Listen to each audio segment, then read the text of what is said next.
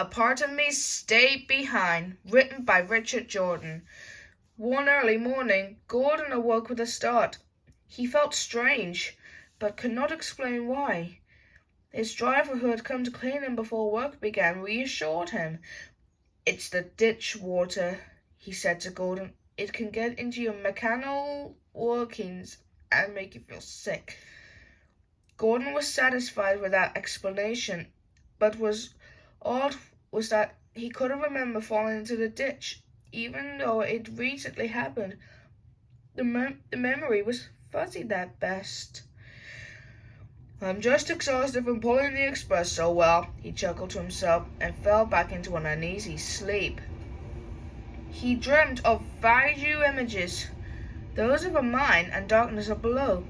In these images, he felt a part of himself, as if viewing the events from above. He couldn't see anything clearly, but felt strongly that these memories didn't belong to him.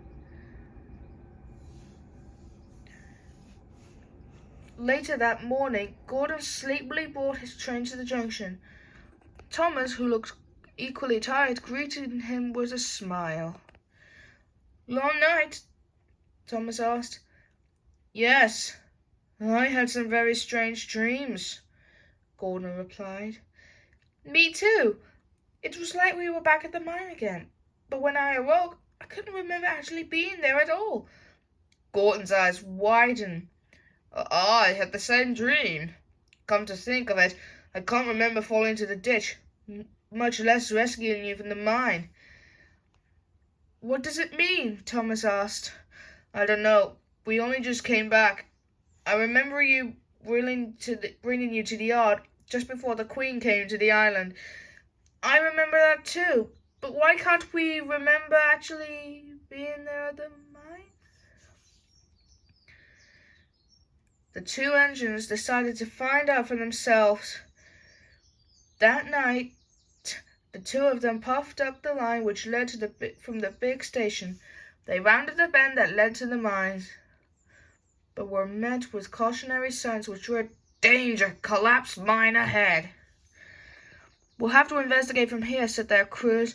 They walked past the signs and toward the collapsed mine shaft, then came back a short while later. What are you doing back so soon?" Thomas asked. "Nothing to see. Let's head back." Thomas and Gordon didn't believe them. "You didn't even take a light with you. How could you even have seen anything?" Their crews insisted, but Thomas resisted. He sped through the cautionary signs and stopped at the edge of a large, gaping pit. When he looked down inside, he shrieked. "Gordon!" Thomas called, tears welling in his eyes. In the pit were two mangled engines. One looked exactly like Gordon, and the other like Thomas. Who are these engines?" Gordon asked. A terrible feeling began stewing deep in his boiler. "I can explain," said a familiar voice. The Fat Controller stood next to his car, a light in his hand. "I had hoped this day would never come, but alas, here we are. These were you," he said solemnly. What do you mean, were?" asked Thomas, distress in his voice. "When you fell into the mine, Thomas, you didn't just fall.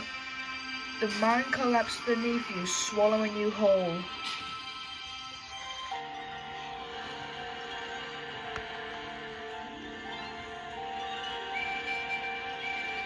"We tried to bring in Gordon, our strongest engine, to lift you out with a pulling system,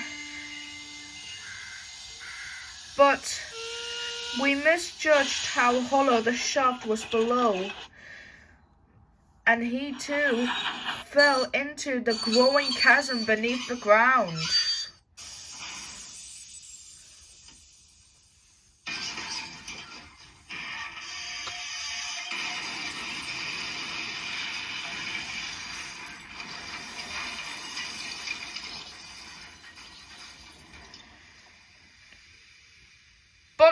But how can we be here if we're down there? Gordon asked. It's a gruesome chill, said the Fat Controller. We had a major scandal due to our lack of judgment, and to save face, we, saved your faces. There was a talented engineer from Crew who moved your identities into new shells. The engines you see below, your former selves, were prototypes.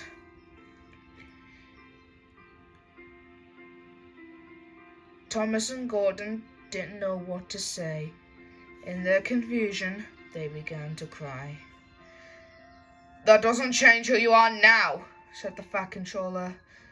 You're still two of my most useful engines. We gave you a second chance and avoided a scandal. We understand, said Thomas in a derisive tone. And so the two engines slunk home, buffer to buffer. They didn't feel whole anymore, knowing that a part of them was rotting away in the gallops of the mines. They only hoped that one day, many years from now, these memories would become fuzzy too.